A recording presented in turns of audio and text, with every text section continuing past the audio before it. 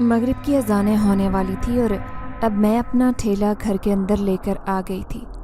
اسے میں نے ایک دروازے کے باہر کھڑا کیا ہوتا تھا۔ اماں کو میرا یہ کام کرنا پسند نہیں تھا اور محلے کی عورتیں بھی میرا مذاق اڑاتی، مگر مجھے اس سے کوئی فرق نہیں پڑتا تھا۔ میں جانتی تھی کہ میں حلال رزق کما رہی ہوں۔ اس میں مجھے بہت ساری مشکلات آئیں گی، مگر مجھے نہ تو کسی قسم کی شرم کا احساس تھا اور نہ ہی کسی کا ڈر تھا۔ میں خاموشی سے اپنا کام کیے جاتی۔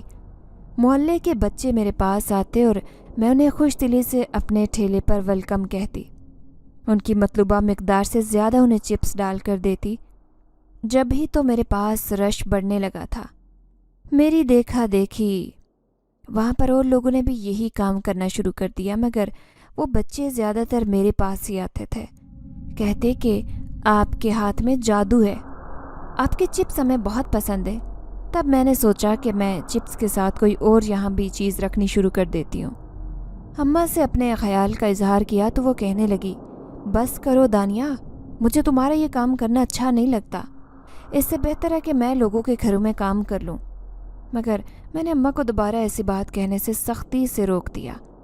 ایسی باتیں نہ کیا کریں اماں، مجھے اچھا ہی نہیں لگتا، آپ میری ماں ہیں، آپ نے ساری زندگی بہت کام کیے ہیں، اب آپ کے آرام کرنے کے دن ہیں، میری یہ غیرت گوارا نہیں کرتی کہ میرے ہوتے ہوئے آپ کام کریں۔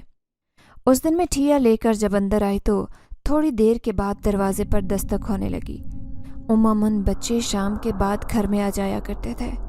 آج اماں کی طبیعت خراب تھی اور میں ان کے پاس ہی بیٹھی ہوئی تھی جب میں دستک کی آواز سن کر جھنجھلا گئی۔ اب میں سوچ رہی تھی کہ اماں کو لے کر میں ہسپتال جاؤں۔ انہوں نے تو اپنی طرف سے بہت لاپرواہی برت لی تھی، مگر اب مزید نہیں۔ میں نے دروازہ کھولا تو سامنے انجان چہروں والے بچے کھڑے تھے۔ ان کے لباس پھٹے پرانے تھے اور پاؤں میں جوتے تک نہیں تھے۔ مجھ سے کہنے لگے کہ ہمیں بہت بھوک لگی ہے، کچھ کھانے کو دے دو، ہم نے دیکھا تھا آج تم چپس بناتی ہو، تمہارے چپس بچے بہت پسند کرتے ہیں۔ میں انہیں لے کر اندر آ گئی۔ مجھے انہیں دیکھ کر عجیب سا احساس ہوا اور پھر میں نے انہیں چپس کے پیکٹ پکڑائے تو میں نے ان سے پیسوں کا تقاضا کیا۔ وہ شرمندگی سے سر جھکا کر رہ گئے۔ ہمارے پاس پیسے نہیں ہیں، آپ چاہیں تو ہم سے کام کروا لیں۔ اور ان کی بات سن کر میرا دل دکھ سے بھر گیا۔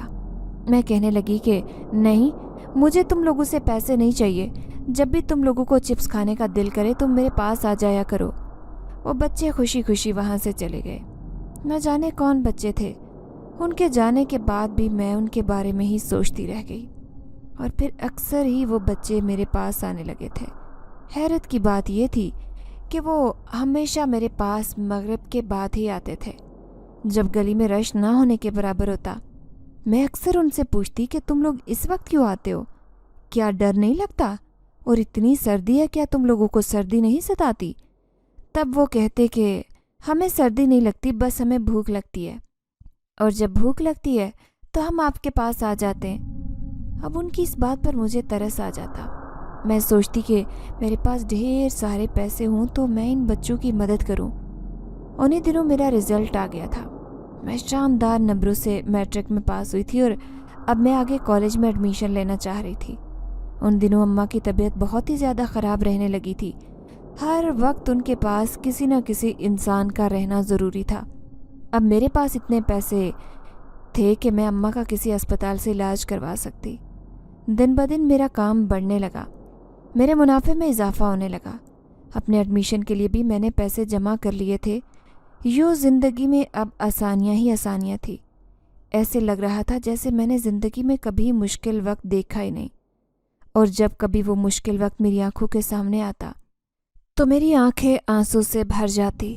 کتنا وقت میں نے اور میری ماں نے بے بسی کے عالم میں گزارا تھا۔ آج میری ماں کی طبیعت بہت ہی زیادہ خراب ہو گئی تھی۔ میں ماں کو دیکھ کر گڑبڑا گئی، اور جب گھر سے باہر نکلی تو سامنے ہی وہ آوارہ لڑکے تھے جو مجھے دیکھ کر آوازیں کستے۔ جب میں ان کے پاس سے گزرنے لگی تو وہ پھر سے میرے ساتھ بدتمیزی کرنے لگے۔ میں انہیں نظر انداز کرتے ہوئے روڈ پر آ گئی۔ کسی سواری کی تلاش میں تھی کہ کوئی سواری مل جائے اور میں اماں کو لے کر ہسپتال جا سکوں۔ آج نسرین خالہ بھی اپنے گھر پر موجود نہیں تھی، وہ اپنے کسی رشتہ دار کی شادی میں گئی ہوئی تھی۔ مجھے سمجھ نہیں آ رہا تھا کہ میں اکیلی ماں کو ہسپتال لے کر کیسے جاؤں۔ آج کل کے حالات بھی بہت خراب تھے، میں کسی رکشے والے پر اعتبار بھی نہیں کر سکتی تھی۔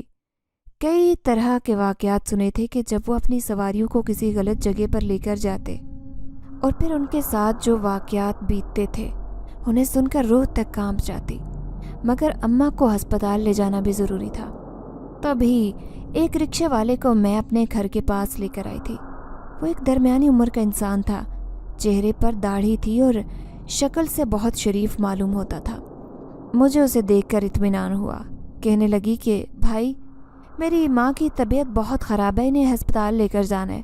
وہ کہنے لگا، بہن آپ اماں کو لے کر آ جائیں، جہاں آپ کہیں گی میں آپ کو وہاں پہنچا دوں گا۔ میں مطمئن ہو کر اپنی اماں کو لے کر آ گئی اور احتیاطاً میں نے اپنے پاس سارے پیسے بھی لے لیے تھے۔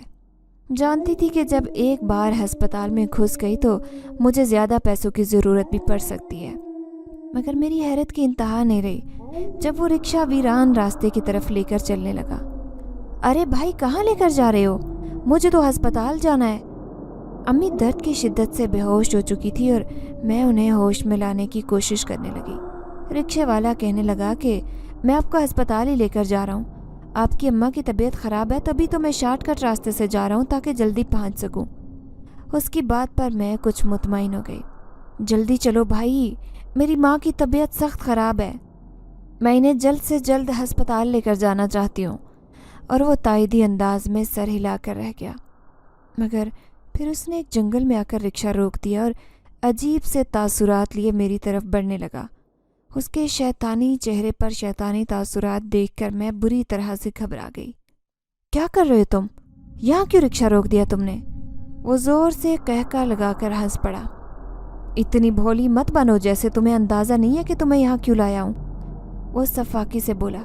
مگر تم نے تو مجھے اپنی بہن کہا تھا، تم تو کہہ رہے تھے کہ تم مجھے ہسپتال لے کر جاؤ گے۔ تب وہ قہقہ لگاتے ہوئے کہنے لگا کہ میں تو تمہیں چارہ ڈالنے کے لیے ایسا کہہ رہا تھا، کافی دن سے مجھے کوئی شکار نہیں ملا، اور اب جب مجھے اچھی خاصی لڑکی مل گئی ہے تو میں اس پر ہاتھ صاف کیے بغیر کیسے جانے دے سکتا ہوں۔ اس کے انداز کے ساتھ اس کے الفاظ بھی گھٹیا تھے۔ میری روح کانپ کر رہ گئی۔ امی بے ہوش تھی اور اس جنگل میں میری مدد کرنے والا کوئی نہیں تھا۔ میں اللہ کو پکارنے لگی کہ کسی کو میری مدد کے لیے بھیج دے، اور وہ ہنستے ہوئے کہنے لگا کہ یہاں پر تمہاری مدد کے لیے کوئی نہیں آ سکتا۔ وہ مجھے رکشے سے نیچے کھینچنے لگا، پھر زبردستی مجھے ایک طرف لے کر جانے لگا۔ میں بری طرح سے چلا رہی تھی، تبھی وہ تیورا کر زمین پر گر پڑا۔ میں نے حیرت سے اسے دیکھا اور پھر میری نظر اپنے پیچھے پڑی۔ وہاں پر ایک اور رکشہ کھڑا تھا اور وہ بچے جو مجھ سے چپس لینے آتے تھے وہ چاروں اس رکشے سے نیچے اترے۔ ان کے چہرے پر خوفناک تاثرات تھے اور وہ غصے سے اس شخص کی طرف بڑھے اور اسے بری طرح سے مارنے لگے۔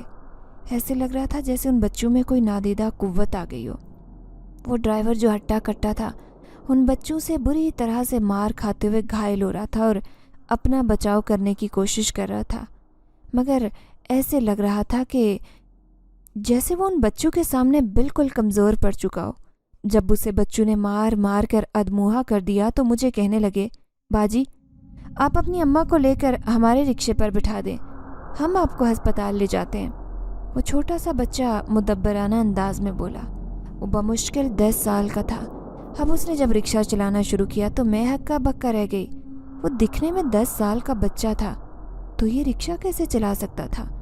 اس نے اتنی چھوٹی سی عمر میں یہ کام کہاں سے سیکھا؟ اسے سوال کیا تو وہ کہنے لگا کہ باجی ان باتوں کا وقت نہیں ہے، آپ کی امی کی طبیعت ٹھیک نہیں ہے، آپ انہیں ہسپتال لے کر چلنے کی سوچیں۔ اور پھر میں اماں کی صحت یابی کی دعا کرنے لگی۔ جب ہسپتال پہنچی تو ڈاکٹر کہنے لگے کہ آپ بر وقت اپنی ماں کو ہسپتال لے کر آ گئی ہیں، اگر زیادہ دیر ہو جاتی تو شاید اپنی اماں کا چہرہ دوبارہ نہ دیکھ پاتی۔ امی کا اپینڈس ان کے پیٹ میں پھٹ گیا تھا اور یہ شکر تھا کہ زہر پھیلنے سے بچ گیا تھا۔ ڈاکٹرز نے مجھ سے آپریشن کے پیسے بھی نہیں لیے۔ کہنے لگے کہ کوئی اجنبی شخص یہاں پر آیا تھا اور وہ سارے بل پے کر کے چلا گیا ہے۔ ان کی اس بات پر میرا منہ کھلے کا کھلا رہ گیا۔ میرا ایسا کوئی جاننے والا نہیں تھا، ایسا کوئی رشتہ دار نہیں تھا جو میری مدد کرتا، جبکہ میں نے تو اس بارے میں کسی کو بتایا بھی نہیں تھا۔ ایک نسرین خالہ کا ہی ہمارے گھر آنا جانا تھا، وہ بھی دوسرے شہر گئی تھی، वैसे भी उनके पास इतने पैसे नहीं हो सकते थे। डॉक्टर से बहुत पूछा मगर वो कहने लगे कि मैं उनके बारे में कुछ भी नहीं जानता। फिर कुछ दिन के बाद मैं अम्मी को लेकर घर आ गई तो अम्मी बिल्कुल सेहतमंद थी। अब उन्हें मुतमईन देखकर मैं खुद भी मुतमईन थी। हैरत तो मुझे उन बच्चों पर थी कि किस तरह वो मेरी मदद करने के लिए पहुँचे थे। और फिर जब वो मेरे घर में आए तो मैंने उनसे पूछा कि उस दिन तुम लोगों को कैसे पता चला कि मैं मुसीबत में हूँ। तब वो कहने लगे कि हमने आपको उस रिक्शे वाले के साथ जाते हुए देखा था। आपकी अम्मी की तबीयत ख़राब थी इसलिए हम आपके पीछे चलने लगे थे। मगर हैरत इस बात पर थी कि उनके पास वो रिक्शा कहाँ से आया, क्योंकि वो लोग तो बता रहे थे कि वो बहुत गरीब हैं, उनके पास तो खाने को भी कुछ नहीं है। यही बात उनसे पूछी तो वो बच्चा खामोश हो गया। कहने लगा कि वो हमारे किसी जानने वाले का था, आप इस बारे में ज़्यादा मत सोचें। इस वक्त हमें बहुत भूख लगी है, हम आपसे खाना लेने के लिए आए हैं। तब मैं मुस्कुराते हुए उन्हें वो चिप्स दे रही थी मगर दिल ही दिल में सोच रही थी कि ये सब क्या है। अम्मी से जब मैं उन बच्चों की बात करती तो अम्मी मुझे हैरान नज़रों से देखने लगती कि मैं किन बच्चों की बात कर रही हूँ। दानिया, मैंने तो घर में किसी बच्चे को नहीं देखा। और तब मैं कहती कि अम्मी, लगता है आप वाकई बूढ़ी हो गई हैं। आपके सामने तो वो बच्चे यहाँ पर आए थे और आप उन्हें देख रही थी। वो देखी थी वो बच्ची कितनी प्यारी थी, कैसे उसकी गुड़िया की तरह फूले फूले से गाल थे। अगर उसने अच्छे कपड़े पहने होते तो दिखने में कितनी अच्छी लगती। अम्मी अपना सर पकड़ कर रह जाती। दानिया, मुझे लगता है कि या तो तुम पागल हो चुकी हो या मुझे पागल बनाने की कोशिश कर रही हो। और मैं अम्मा की इस बात पर ज़्यादा गौर नहीं करती। रोज़ाना ही वो बच्चे मेरे पास आते। तुम लोग स्कूल नहीं जाते? मैं उनसे पूछती तो वो नफ़ी में सर हिला देते। क्यों? बस वैसे ही, हमें कौन स्कूल में पढ़ाएगा, वो अजीब से अंदाज में कहते तो मैं हंस पड़ती। अब जाहिर सी बात है उस्ताद ही पढ़ाएंगे और कौन पढ़ाएगा। तुम्हारे घर में कौन कौन है? अब जब मैं ये बात पूछती तो वो ठंडी आह भर कर रह जाते। कहते कि हमने अपनी दादी के अलावा किसी को भी नहीं देखा। मैं उनसे कहती कि अपनी दादी को लेकर हमारे घर आना, मुझे उनसे बात करके अच्छा लगेगा। तब वो कहते कि दादी बूढ़ी हैं, वो तो हमें भी आपके पास आने से मना करती हैं, वो खुद भला कैसे आएंगी, हम तो चुप कर आते हैं आपके पास। उसकी बात पर मैं हैरान ही तो रह गई। तुम लोगों की दादी तुम लोगों को मेरे पास आने से क्यों मना करती हैं, जबकि ना तो मैंने कभी तुम लोगों को डांटा है, ना कभी तुम लोगों पर किसी बात पर गुस्सा किया है। फिर वो बच्चे कहते कि छोड़ें, आप एक बात के पीछे ही पड़ जाती हैं। उनके इस तरह कहने पर मुझे हंसी आ जाती। अम्मा कहती कि अब जब वो बच्चे आएंगे तो मुझे भी बुलाना। उस दिन जैसे ही बच्चे आए तो मैं अम्मा को आवाज़ें देने लगी। अम्मा सहन में आ गई और एक तरफ बैठकर मेरी सारी कार्रवाई देखने लगी। दानिया, तुम्हें अकेले कब से बातें करने की आदत हो गई है? अम्मा की बात सुनकर मैं चौंकी। अम्मा शायद अभी आई थी, अभी थोड़ी देर पहले आती तो आज मैं आपके उन बच्चों से ज़रूर मुलाकात करवाती और ख़ास तौर पर उस बच्ची से मिलकर आपको बहुत अच्छा लगता। अम्मा मुस्कुराते हुए कहने लगी कि ठीक है, मैं ज़रूर इंतज़ार करूँगी।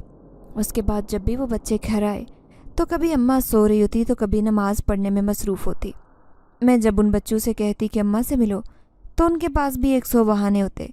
मैं हैरान थी कि वो बच्चे अम्मा से मिलने से क्यों हिचकिचा रहे थे, और मेरे कहने के बावजूद भी वो ना तो मुझे अपने घर का पता बताने पर तैयार थे और ना ही अपनी दादी को यहाँ पर ला रहे थे। एक दिन मैंने अजलान से कहा कि तुम सब लोग इतने छोटे से हो, तुम लोग जब अकेले वापस जाते हो तो हर तरफ अंधेरा छा जाता है, क्या तुम लोगों को अंधेरे में डर नहीं लगता?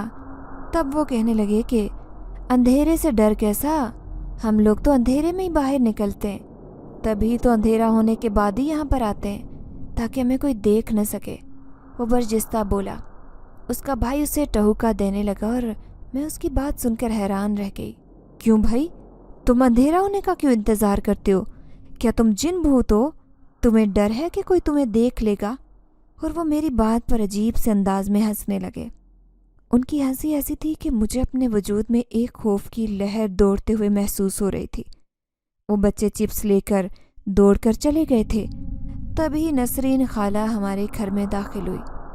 कहने लगी कि तुमने घर का दरवाज़ा क्यों खुला छोड़ा हुआ था? तुम दोनों घर में अकेली होती हो, इतनी बेहतियाती तुम लोगों को ज़ेब नहीं देती। मैं खाला से कहने लगी कि अभी अभी वो बच्चे यहाँ से गए, मैं दरवाज़ा बंद ही करने लगी थी। तो वो कहने लगी कि मुझे तो गली में कोई बच्चा नज़र नहीं आया। बहरहाल जो भी है, आइंदा एहतियात करना, यहाँ पर कुछ लोग अच्छे नहीं हैं। मैं नहीं चाहती कि तुम लोग किसी मुसीबत में मुब्तला हो। कितने दिन तक वो बच्चियों की बात मेरे जहन में खूंजती रही, मगर फिर मैंने इस बात को हस्बे मामूल भूल भाल दिया।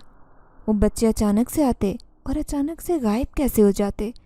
अब मैं मोहल्ले में भी आने जाने लगी थी और औरतों से मेरी जान पहचान बढ़ने लगी थी। तमाम ही बच्चों से मैं वाकिफ़ थी, मगर ये बच्चे ऐसे थे जो अपने बारे में कुछ भी बताने पर तैयार नहीं थे। मैं उनके बारे में कुछ जानती भी नहीं थी। पिछले कुछ दिन से ना जाने वो कहाँ पर गायब थे। वो जब घर में नहीं आए तो मैं उनके लिए बहुत उदास हो गई। मैंने सोचा कि उनके बारे में बाकी बच्चों से पूछूंगी, हो सकता है कि कोई उनके बारे में जानता हो, क्योंकि अब सर्दी भी बढ़ने लगी थी और अब मैंने उन बच्चों के लिए स्वेटरें भी ले रखी थी जो मैं उन्हें देना चाहती थी। मगर इंतज़ार के बावजूद भी जब वो लोग नहीं आए तो एक दिन मैंने बाकी बच्चों से उनके बारे में पूछा तो ये सुनकर वो कहने लगे कि आप शायद खाना बदोशों की बात कर रही हैं, जिनके कपड़े फटे होते और जिनके पाँव में जूते नहीं होते। मैंने हाँ में सर हिला दिया तो वो कहने लगे कि वो उस कब्रिस्तान के पास रहते हैं, वहाँ पर उन्होंने छोटी छोटी झुग्गियाँ लगा रखी हैं, वो लोग वहाँ रहते हैं। शायद ये उन्हीं के बच्चे हैं जो आप हुलिया बता रही हैं, वो उनके अलावा और किसी का नहीं हो सकता। मैंने सोचा कि शाम को ठेला अंदर लाने के बाद मैं ज़रूर उन बच्चों की तरफ जाऊंगी। अम्मी से अपने इरादे का जिक्र किया तो वो कहने लगी कि इस वक्त मत जाओ, मगरिब का वक्त होने वाला है, तुम्हारा यूं अकेले इस वक्त बाहर निकलना मुनासिब नहीं है। अम्मी से मैंने कहा कि मैं जल्द से जल्द उन बच्चों तक पहुंचना चाहती हूँ, ये स्वेटर उन्हें देना चाहती हूँ। इतनी सर्दी है, न जाने वो वक्त कैसे गुजार रहे होंगे। सुबह तो मैं कॉलेज चली जाती हूँ, वापस आती हूँ तो इस काम में मसरूफ़ हो जाती हूँ, मुझे तो ऐसे ही वक्त नहीं मिलता। अम्मी फिर खामोश हो गई और कहने लगी कि जल्दी आ जाना। मैं जल्दी आने का कहकर चल पड़ी थी। फिर जब उन झुग्गियों के पास पहुंची तो ये देखकर हैरान रह गई कि वहाँ पर जितने भी बच्चे थे उनमें वो बच्चे मौजूद नहीं थे। मैंने जब उनके बारे में पूछा तो पता चला कि इस हुलिये के बच्चे वहाँ पर नहीं रहते। न जाने वो कौन है और कहाँ रहते हैं, कोई उनके बारे में नहीं जानता था। मैं परेशान घर वापस आ गई। दरमियान में काफ़ी दिन बीत गए थे। उस दिन शाम का वक्त था। अम्मी दवा खाकर सो रही थी। दरवाजे पर दस्तक सुनाई देने लगी। दरवाज़ा खोला तो सामने वही बच्चे खड़े थे, मगर बेहतरीन पोशाक पहने हुए थे। कहने लगे कि हम आपसे मिलने आए हैं, आपने हमारा बहुत ख्याल रखा। अब जब हम खुश हैं, हमारी सारी मुश्किलात हल हो गई हैं, अब हम हमेशा के लिए यहाँ से वापस जा रहे हैं, इसलिए हम आपसे मिलने आए हैं। क्या मतलब, कहाँ जा रहे हो तुम लोग, और इतने वक्त से कहाँ थे तुम? और फिर जो बात उन्होंने मुझे बताई उसे सुनकर मेरे पाँव के नीचे से ज़मीन निकल गई। मुझे अपने कानों पर यकीन ही नहीं आ रहा था कि वो बच्चे जो कह रहे थे वो सच है। मेरा नाम दानिया है। मुझे आज भी वो दिन याद है जब हमारे पाँव के नीचे से ज़मीन निकाली गई, जब चची ने हमें घर से बाहर निकाल दिया। निकल जाओ इस घर से, तुम लोगों की इस घर में कोई जगह नहीं है। बहुत रहम खा लिया तुम माँ बेटी पर, बहुत हमदर्दी कर ली, मगर तुम दोनों माँ बेटी इस काबिल ही नहीं हो। मुझे और अम्मा को चची ने धक्के देकर घर से निकाला। अम्मा रोती जा रही थी और उनकी मिन्नतें कर रही थी कि मेरे साथ जवान बच्ची का साथ है, मेरे साथ ऐसा मत करें। अगर आपने मुझे घर से निकाल दिया तो मैं कहाँ जाऊँगी? जवान बच्ची को लेकर हर तरफ दरिंदे हैं जो मेरी बच्ची को नोच खाएंगे। तुम्हारी बेटी जो है वो सब लोगों को पता चल गया। मेरी भी जवान बेटियाँ हैं, इसके लक्षण ठीक नहीं। मैं नहीं चाहती कि कल कला को मेरी बच्चियाँ भी इसके साथ कोई गलत काम सीखें। तुम जाओ यहाँ से, मज़ीद इस घर में बर्दाश्त नहीं कर सकती। मैंने अम्मा को खुद से गले लगाया। अम्मा छोड़ें, दफ़ा करें, अल्लाह की ज़मीन बहुत बड़ी है, कहीं ना कहीं जगह मिल जाएगी। मैंने रोती हुई माँ को तसल्ली दी। कहाँ जाऊँ मैं? अगर मुझ अकेली की बात होती तो मैं किसी के घर भी काम कर लेती, कहीं भी रह लेती, मगर तुम्हें लेकर कहाँ जाऊँ? मुझे कोई महफूज ठिकाना चाहिए जहाँ पर तुम्हारी इज्जत महफूज रह सके। इन लोगों को ज़रा भी ख्याल नहीं है कि तुम इनके मरहूम भाई की औलाद हो। कैसे इन्होंने तुम पर इल्ज़ाम तराशी कर दी? क्या तुम्हारे चच्चू और ताया नहीं जानते थे कि तुम किस किस्म की बच्ची हो। मैं अम्मा को लेकर वहाँ से आ गई थी। अम्मा का ननिहाल में ऐसा कोई भी नहीं था जो हमारी मदद कर सकता। अम्मा एक ठंडी आह भर कर रह गई। एक ही तो भाई था मेरा, और वो भी कई साल पहले बिरोने मुल्क जाकर शिफ्ट हो गया। अम्मा उसके इंतज़ार में आंखों की रोशनी खो बैठी। उसके वापस आने का कुछ अता पता नहीं था। बेचारा न जाने वहाँ किस हाल में हो। ये भी हो सकता है कि वो अपनी ज़िंदगी में मगन हो। अम्मा अपने भाई को याद करके आबदीदा हो गई। उस वक्त मेरा जहन मुख्तलिफ ताने बाने बुन रहा था। अम्मा, तो फिर नानी का घर कहाँ है? आप दोबारा वहाँ क्यों नहीं गई? और आपके बाकी रिश्तेदार? दानिया, मैं तुम्हें कितनी बार कह चुकी हूँ कि मेरा कोई भी नहीं है। अम्मा का घर किराए का था, और जब तक अम्मा जिंदा रही तब तक भाई थोड़े बहुत पैसे भेजता रहा, जिससे वो अपना गुजर बसर करती रही। मगर फिर उनकी वफ़ात के बाद जैसे भाई आना वापस भूल गया, और मेरा कोई रिश्तेदार नहीं है। एक दोस्त है मेरी, उससे बात करती हूँ, हो सकता है इस मुश्किल वक्त में वो हमारी मदद करे। अम्मा के साथ मैं खामोशी से चल पड़ी। हमारे पास इतने पैसे थे कि अम्मा किराया लगाकर अपनी दोस्त के घर जा सकती थी। इसके अलावा हमारे पास फूटी कौड़ी भी नहीं थी। कुछ दिन पहले तक तो हम इस घर में रह रहे थे। हम लोग उस घर में ज़िंदगी तो मुलाजमों की तरह गुजार रहे थे, मगर ये गनीमत था कि हमारे सर पर छत सलामत थी। इज़्ज़त के साथ 2 वक्त की रोटी तो नसीब हो रही थी।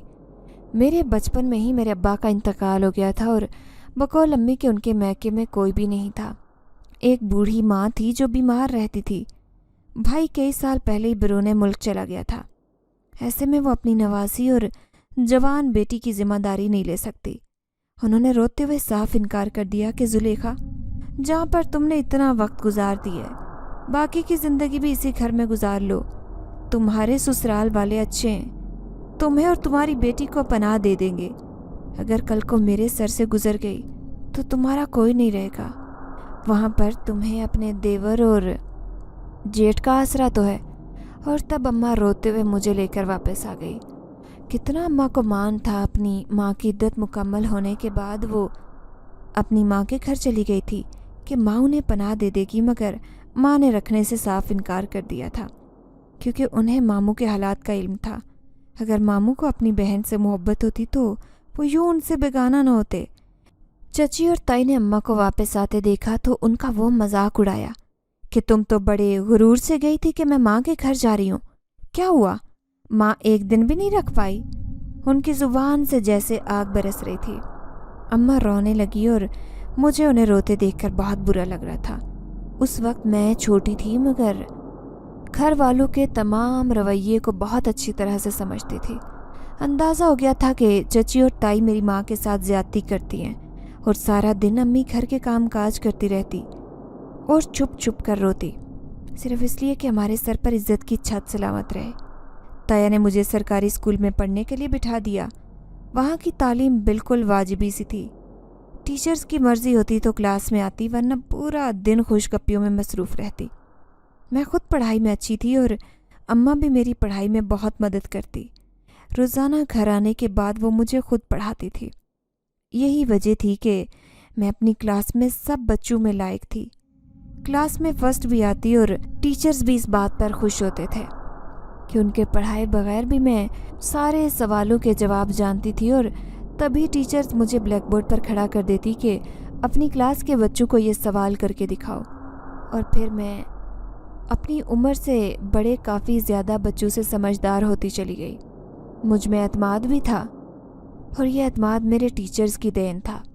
मेरी छोटी छोटी बात पर हौसला अफजाई करते और मेरी बहुत तारीफ़ें करते। उन तारीफ़ों ने मुझे 7वें आसमान पर बिठा लिया। मेरी क्लास की लड़कियां भी कहती थी कि मैं बहुत ज़हीन हूँ और दिखने में भी बहुत खूबसूरत थी। मेरे लंबे बाल, बड़ी बड़ी आँखें, जो भी मुझे देखता देखता रह जाता। मगर चची और चची की बेटियों को न जाने मुझसे क्या पुरखाश थी। मुझे देखकर वो मुंह बनाने लगती। अपने हुस्न को निखारने के वो मुख्तलिफ टोटके आजमाते, मगर फिर भी उनकी रंगत मेरी तरह ना तो लश्कारे मारती और ना ही उनके बाल मेरी तरह घुटनों को छूते। चची और ताई मुझे देखकर गुस्सा होती, कहती कि जाने ये लड़की क्या खाती है जो रसमलाई जैसी है, और एक हमारी बेटियां हैं جو اتنی محنت ہم ان پر کرتے ہیں، اتنے پیسے خرچ کرتے ہیں، پارلر میں باقاعدگی سے لے کر جاتے ہیں، مگر ان کی رنگت ویسی نہیں ہے جیسی اس دانیہ کی ہے۔ اور ان کی باتیں سن کر میں مسکرا دیا کرتی۔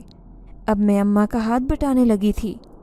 مجھے اچھا نہیں لگتا تھا کہ وہ سارے گھر کے کام کاج اکیلے کریں، سب کی فرمائشیں پوری کرنے میں ہلکان ہوتی رہتی۔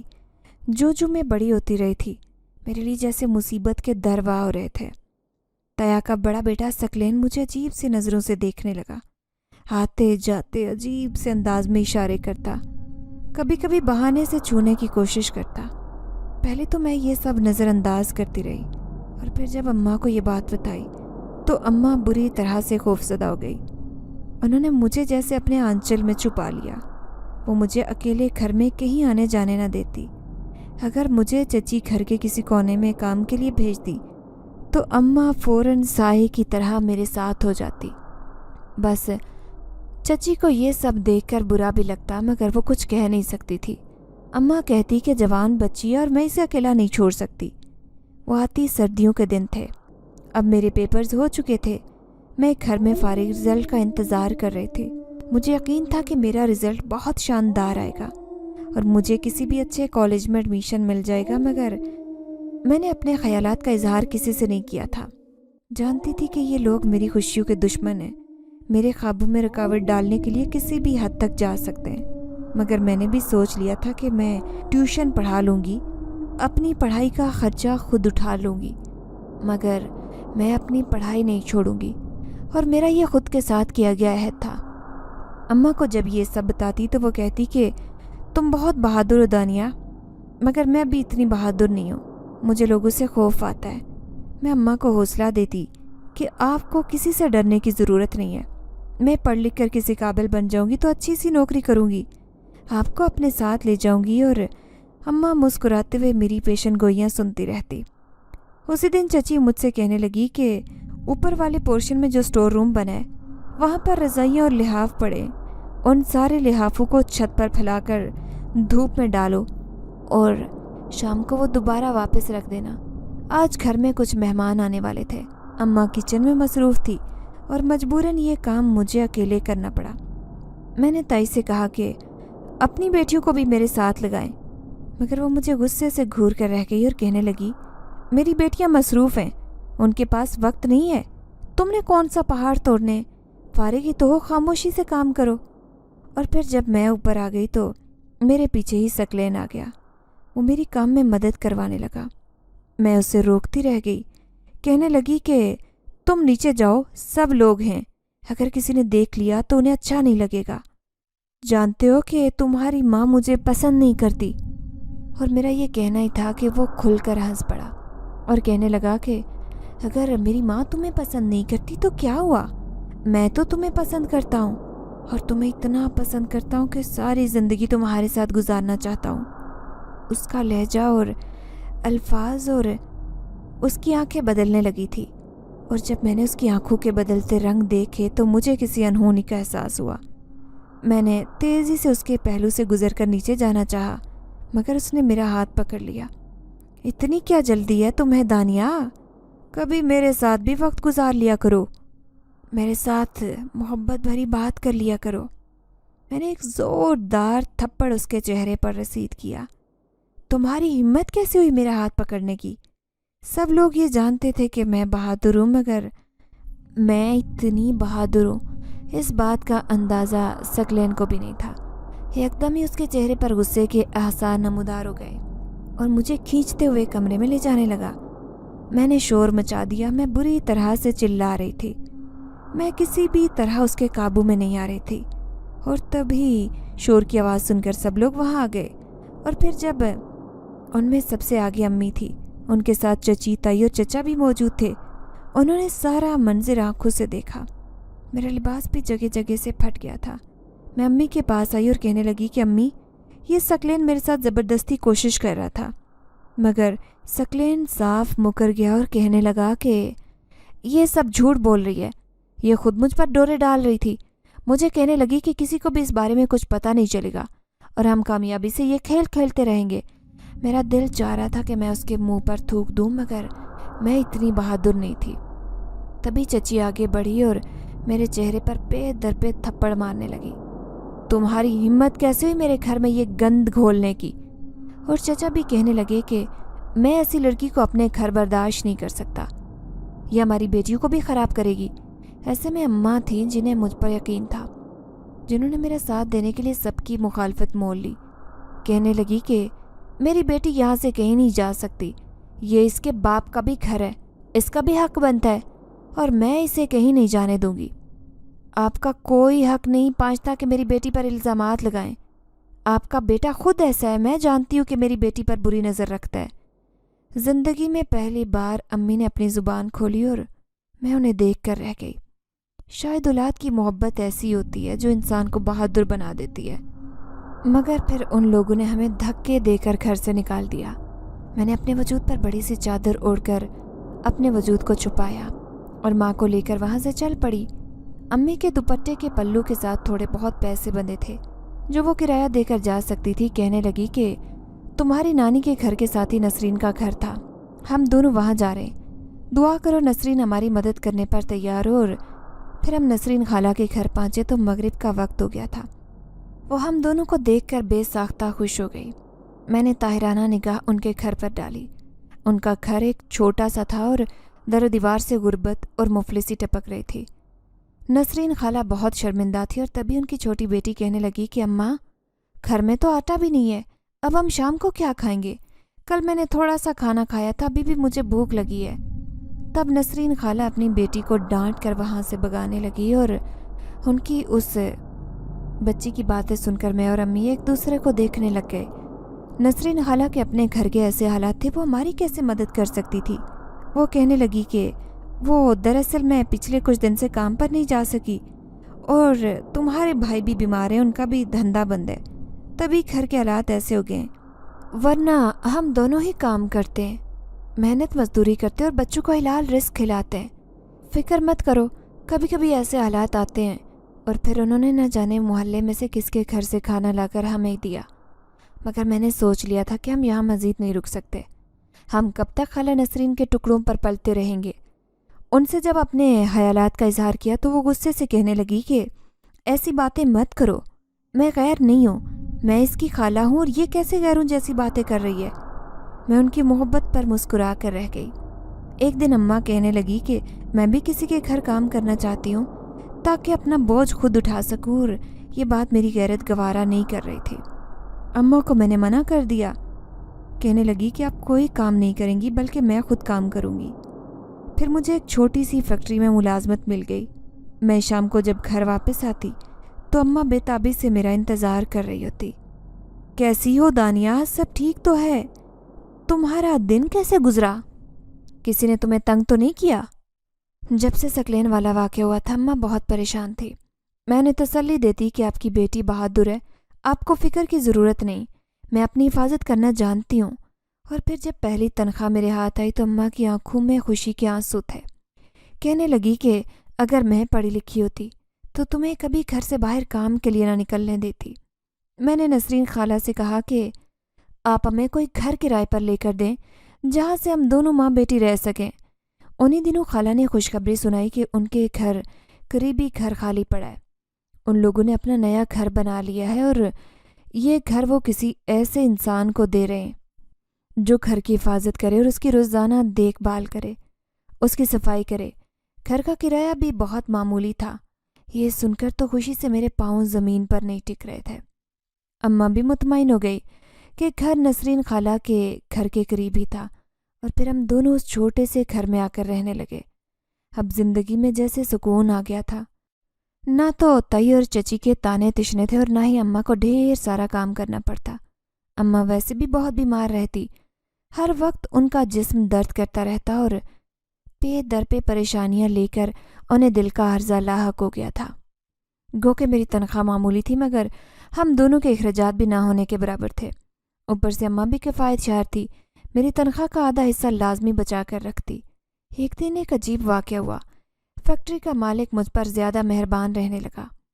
उस दिन जब मैं तनख्वाह लेने के लिए उसके कमरे में गई तो उसने मेरी तनख्वाह में इजाफा किया और कहने लगा कि तुम बहुत काम करती हो, बहुत मेहनत करती हो और ये मैंने तुम्हें बोनस दिया है। تب میں اس کی بات سن کر خوشی سے کھل اٹھی اور پھر ہر مہینے ایسا ہی ہونے لگا۔ کبھی وہ بونس کے نام پر مجھے اضافی رقم دینے لگا تو کبھی مراعات، اور اس سب پر میں ٹھٹک کر رہ گئی۔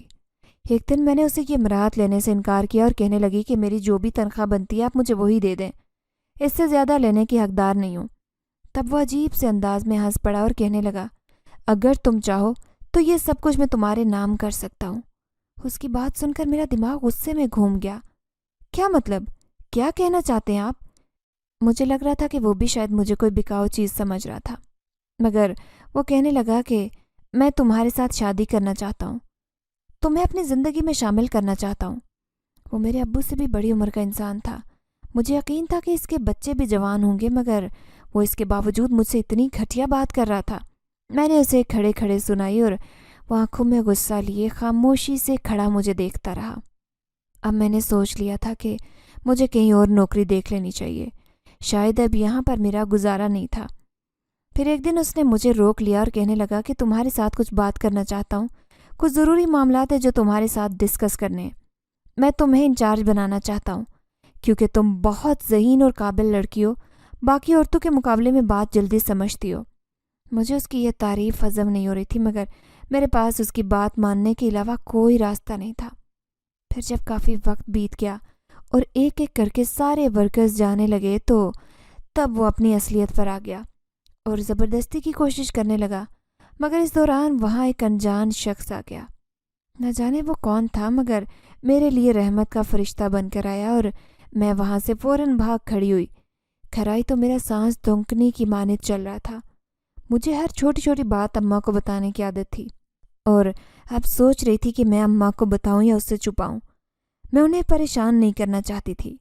جب بھی میں نے یہ بات اماں سے چھپا لی، انہیں کہنے لگی کہ میں تھک جاتی ہوں، اب میرا رزلٹ بھی آنے والا ہے اور میں جلدی سے آگے ایڈمیشن بھی لوں گی۔ اسی وجہ سے میں نے سوچا ہے کہ میں نوکری نہ کروں بلکہ کوئی اور کام کروں۔ پھر نسرین خالہ کے مشورے سے میں نے چپس بنانا شروع کر دیے۔ اب میرے کاروبار میں جیسے برکت ہونے لگی۔ جب سے میں نے ان بچوں کی مدد کی تھی، میرے تو حالات دن بدن بدلنے لگے تھے۔ میں کیا جانتی تھی کہ وہ بچے انسان کے نہیں بلکہ جنات کے بچے تھے۔ اور وہ مجھ سے کہنے لگے کہ ہمارے ماں باپ نے ایک جرم کیا تھا جس کی وجہ سے ہمارے ماں باپ کو اس دنیا میں بھیج دیا گیا۔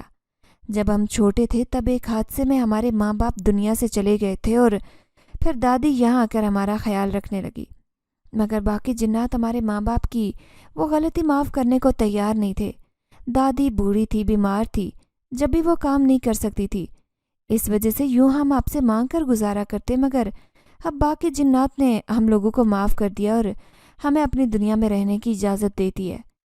اور ایک امیر جن نے ہمیں گھر میں رہنے کی بھی جگہ دی ہے، اس نے ہمیں کھانا اور یہ ڈھیر ساری چیزیں لے کر دی ہیں۔ اب ہم ہمیشہ اپنی دنیا میں رہیں گے۔ ددیال والوں نے ہمیں اپنا لیا ہے، اب ہم ہمیشہ وہیں رہیں گے۔ اور میں اکا بکا انہیں دیکھتی جا رہی تھی۔ مجھے اپنے کانوں پر یقین ہی نہیں آ رہا تھا کہ ایسا بھی ہو سکتا ہے۔ وہ بچے وہاں سے چلے گئے تھے، مگر ان کے جانے کے بعد بھی میں ان کے بارے میں ہی سوچتی رہی۔ ایک عجیب سی انسیت مجھے ان سے ہونے لگی۔ ان کے جانے کے بعد بھی میں انہیں بہت یاد کرتی اور یہ راز میں نے اپنی ماں سے بھی چھپایا تھا۔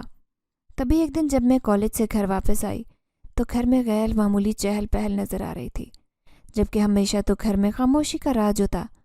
امی گم سم سی سوچوں میں گم تھی، مجھے دیکھ کر جیسے ان کی زندگی میں حرارت کا احساس ہوتا۔ میں نے سوچا کہ آج یقیناً نسرین خالہ اپنے بچوں کے ساتھ موجود ہوں گی، مگر جب میں گھر کے اندر آئی تو میں نے اپنی ماں کے کمرے میں اجنبی چہروں کو دیکھا۔ میں حیران رہ گئی۔ اماں کی آنکھیں بھیگی ہوئی تھی، مجھ سے کہنے لگی کہ ان سے ملو، یہ ہیں تمہارے ماموں۔ اور جب میری اماں کے سامنے بیٹھی شخصیت پر میری نظر پڑی تو وہاں پر ایک اجنبی انسان کھڑا تھا۔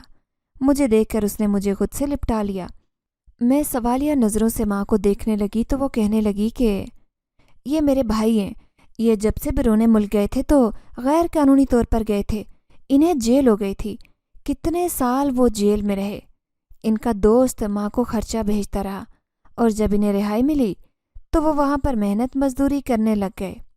واپس آنا چاہتے تھے، مگر انہوں نے ایک ایسی عورت سے شادی کر لی جس نے انہیں اس بات کا پابند کر دیا تھا کہ واپس نہیں جا سکتے، اور انہیں وہاں پر روزگار کی ضرورت تھی۔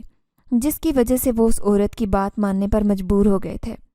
کتنے سال تک اس عورت نے انہیں واپس نہیں آنے دیا، اور جب وہ موت کے قریب تھی تو وہ کہنے لگی کہ میں نے تم پر بہت ظلم کیا، تمہیں تمہارے گھر والوں سے دور رکھا، اب میں تمہیں اجازت دیتی ہوں کہ تم اپنے گھر والوں سے مل سکتے ہو۔ اور پھر ماموں اپنے بچوں کو لے کر پاکستان آ گئے۔ انہوں نے امی کو بہت ڈھونڈا اور بالآخر امی کو پا لیا۔ وہ کہنے لگے کہ آپ لوگوں کو اب میں اکیلے نہیں رہنے دوں گا، اب میں آپ لوگوں کو اپنے ساتھ لے کر جاؤں گا۔ مجھے کہنے لگے کہ تم بہت بہادر ہو، مجھے پتہ چلا ہے کہ تم نے بہت محنت کی ہے، اپنی ماں کا بہت ساتھ دیا ہے، مگر اب میں تمہیں مزید کام نہیں کرنے دوں گا۔ ماموں کی بات سن کر مجھے عجیب سا اطمینان حاصل ہوا، کیونکہ امی خوش تھی اور انہیں خوش دیکھ کر میں خوش تھی۔ مجھے دل میں یہ بھی ڈر تھا کہ ماموں کی بیوی اپنانے سے انکار نہ کر دے، مگر ماموں کہنے لگے کہ اس کی وفات ہو چکی ہے، میرا دوسری شادی کا کوئی ارادہ نہیں، میرے یہ دونوں بچے اور میری بہن اور بھانجی کافی ہے، انہی کے سارے زندگی گزار سکتا ہوں۔ اور پھر ماموں نے ایک بہت اچھے علاقے میں گھر لیا۔ میں امی کے ساتھ ان کے گھر آ کر شفٹ ہو گئی۔ ماموں نے میرا ایک بہت اچھے کالج میں ایڈمیشن کروایا تھا۔